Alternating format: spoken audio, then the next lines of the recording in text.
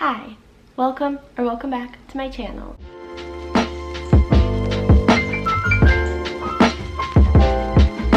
Today I'm going to be talking about my first book from the Book of the Month Club called This Close to Okay by Leesa Smith. This Close to Okay follows recently divorced therapist Tally Clark. She's driving home one night. It's like a really rainy autumn night in Kentucky, and she sees this guy on a bridge and he's about to jump. So she pulls over her car and immediately starts talking him down. Like, let's go somewhere, let's talk about this. Your life has meaning. And she kind of turns on her therapist mode, turns it up to 11. And so she gets this guy to come to her favorite coffee shop down the street, and basically she saves his life. They go to the coffee shop, they talk for a while. He actually uses the restroom and she searches his pockets and finds these notes that he had written to people, presumably because he was going to jump. So she's kind of like, what do these notes mean? And eventually they talk and she invites him to her house, and they end up spending the rest of this long weekend together, getting to know each other. She's really trying to help him through this, and as they spend this weekend together, more and more unfolds about the story. This entire time, Tally is actually, let's say, like, lying. Okay, yeah, lying is the word. Tally is lying about being a therapist. She's like, no, I'm a high school teacher. She doesn't want him to know that she's secretly giving him free therapy, so obviously she lies. So initially, this guy seems really familiar to Tally. He's reluctant to tell her his name, but eventually he does. He says, my name is Emmett, and that is also a lie. So while they have this really long, intimate weekend together where they're talking about all of these really deep emotions, both of them have lied about some pretty important things. The problem is, when you build a relationship on lies, it's just not the best thing in the world, I think. Over the course of this weekend, despite the fact that some of their true identities have been left in the dark, they actually both end up working through their really big emotions. Emmett talks to Tally and opens up to him about how one of the notes is meant for his wife Christine, who passed away really young. He doesn't immediately give her the details, and Tally opens up about her divorce and how she was having infertility issues for a really long time with her husband, and how he had an affair and got that woman pregnant like immediately, which is not cool. They're both just dealing with these really big issues and kind of turning points in their lives where they have to start getting over some of these things and move forward. And over the course of the weekend, they sort of help each other move past and move forward a little. Emmett starts to understand some of the beauty in life again, and he starts to really get infused with Tally's warmth and her home, and this helps him realize that maybe there are things worth living for. And of course, Tally learns through Emmett that she's been really lonely and to open up to more people and not always take care of others and kind of take care of herself. So it's a really good growing journey for both of them. But of course, all of this lying ultimately results in a really big conflict between the two of them. Oh, I forgot. Okay, so their first night hanging out, Emmett had too much wine and he made an email account pretending to be Tally, basically talking to her ex-husband and asking all these things that she really wished to ask him. But he did this without her consent. So that's kind of one of the big things that creates the climax of this book. Just keep that in your mind, because the next thing that happens is they go to Tally's brother's Halloween party. Every year he has this really big Halloween party. He's really wealthy. His name is Lionel. So they go to Lionel's Halloween party. Lionel's costume catches fire. Emmett is the one that puts him out. So they all end up at the hospital because Lionel was injured. And Joel, who's Tally's ex-husband, who is also really good friends with Lionel because they were married for 10 years. So Joel shows up and the whole thing about the emails kind of spills out, and Emmett just ends up coming clean about everything, including his real identity. And his real identity is Ryland Kipling. So his name is not actually Emmett, it's Rye, and he talks about why he lied about his identity and the true story about about kind of what happened to his wife and who Brenna is. That was who the other note was for. So he talks about who Brenna is. Brenna was his daughter, and this part is so sad.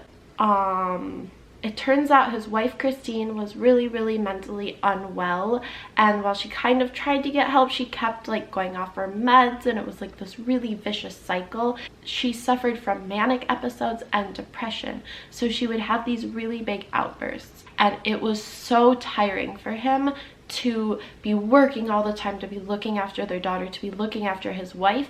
And so this one day they were fighting, she had a really big outburst. He left to go for a walk to clear his head. He said, I will come back, I just need to clear my head. And he walked for a long time, and then when he came back, his wife had done the thing with the car and the exhaust in the garage. So she had unfortunately chosen to end her life, and didn't realize that the exhaust would carry up into the home, and so their little daughter also died. And I'm telling you, this part is just so heartbreaking, and you kind of understand where he's coming from. You completely understand where he's coming from. And it was just heartbreaking, and eventually Tally comes clean as well, but they both kind of have this moment where they're like, how do we move forward? Because we both made some really big mistakes lying about who we really are, you know? We both made mistakes with that. So they do end up moving forward, and I think it's a really nice ending in that way. Ryan does end up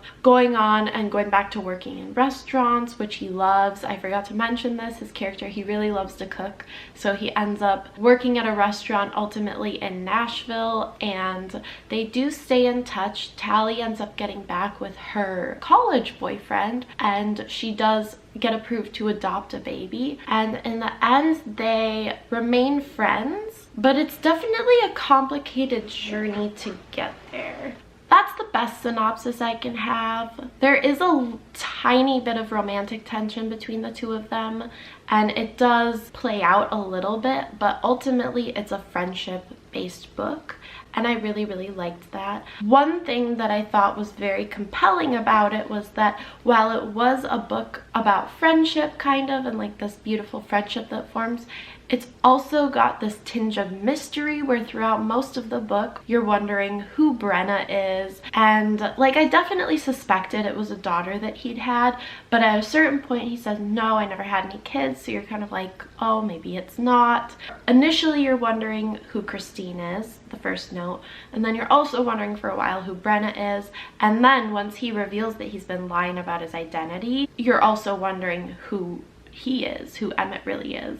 For this particular story, I really like the way that she structured the book because it alternates. It has 5 parts, and it alternates chapters between point of view. So it alternates between Tally's point of view and Emmett's point of view. And I really like that because you get a little bit extra that's going on in their head that like the other person doesn't know about. So as the reader, you're let in on a little bit more information than the characters are. I feel like that's an effective way to write, where you are deep inside the story and you've got this extra knowledge, so you're watching the other character act without knowing what you know, if that makes sense. I really liked that. I liked the way that it was structured because I found that to be really effective. As I said, I also liked that the book was so heavily based on camaraderie, but it also had those elements of mystery sprinkled in. Because I think obviously the idea of like taking a stranger home with you after only knowing them for a few hours, letting them stay in your house,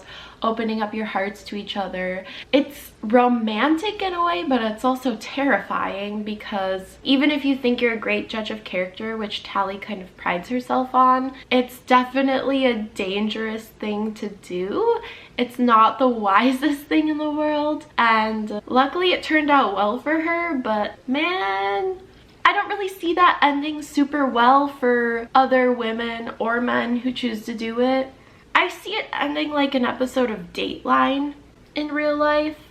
Another thing I really liked about this book was just Tally herself. I feel like her character absolutely emanated warmth and empathy, and she seemed like someone I would want to hang out with too. She was just the right amount of like dorky, but so sweet and so caring. Emmett's character, the thing about Emmett's character is he's going through so much emotional turmoil, and his relationship was probably not emotionally stable to begin with. So his relationship with his late wife Christine was super volatile just by nature, that she was often unmedicated and having manic episodes and depressive episodes.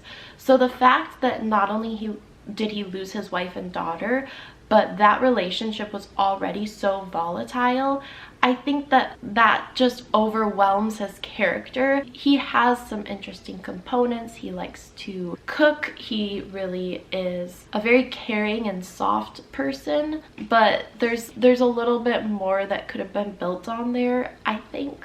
I understand how it could have been hard to build up on that more, because he's just so broken that he doesn't even know who he is. So throughout the book, as they're developing their friendship and Tally is sort of helping Emmett, Emmett's obviously also helping Tally, but as their friendship kind of blossoms, there are pepperings here and there of sort of a possible romantic physical attraction or connection, which I don't mind, because I think it would be really natural that even if they're just kind of forming a friendship, that it would cross their minds here and there. I think it's completely natural that it would cross your mind, but I don't like that it came to fruition. So at the Halloween party, before Lionel catches on fire, Emmett actually kisses Tally. They kiss, and that to me is fine, but I feel like it should have ended there. And what happened is, after they get back home from the hospital really, really late that night, it's just been such an emotional evening, and they've had all of this soul bearing all weekend, so they do ultimately make love. I don't know, they hook up, and it just feels like, I don't know, it felt like they were taking advantage of one another, kind of, in a way that made me feel icky.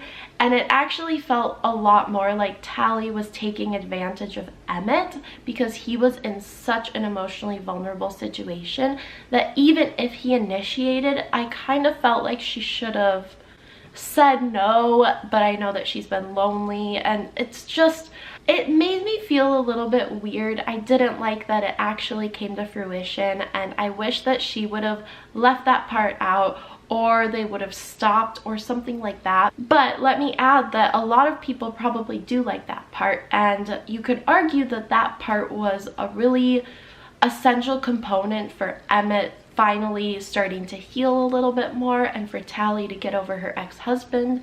You could argue those things, and I wouldn't even say that that's wrong. I just personally wish that they would have just kept it at that level beneath, where maybe they always wondered what if, but it never came to fruition. If you've read this book, let me know in the comments below if you agree with me or if you disagree with me, because I don't know, this could be a point of contention with some people. I would imagine a lot of people like that they hooked up. I would imagine that some people like me would have preferred if it just stuck to a little bit of what if, a peppering of some flirting here and there.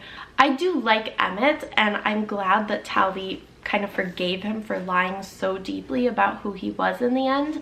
Of course, she lied a little bit too, but I'll be honest, I believe his was like a little bit bigger of a deal. That combined with the Joel emails felt like there was a lot to forgive there, and I'm glad that she did, because I could sense the same way Tally could sense that he is just a good person. At the end of the book, it kind of chronicles some of their texts back and forth, and for a while he doesn't respond back, so she's obviously, understandably, super duper worried. She invites him to the art museum, which is like her Sunday ritual. She always goes to the the art museum after church, and he does end up meeting her there, and she gets to show him her surprise, which is that she successfully adopted a baby.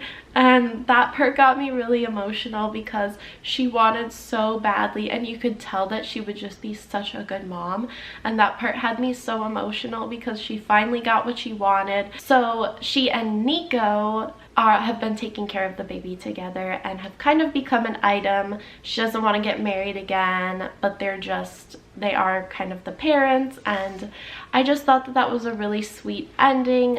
I really liked that she didn't end up with Emmett, to be honest, because to me, I just got such a strong like friendship vibe between the two of them, and it just felt like it would have been a little bit wrong had she ended up with Emmett. Okay, I talked for so long that my memory card ran out of memory, but my thoughts were just, I don't know that I want to say it would have been wrong for Tally and Emmett to end up together. I'm happy things ended the way they ended.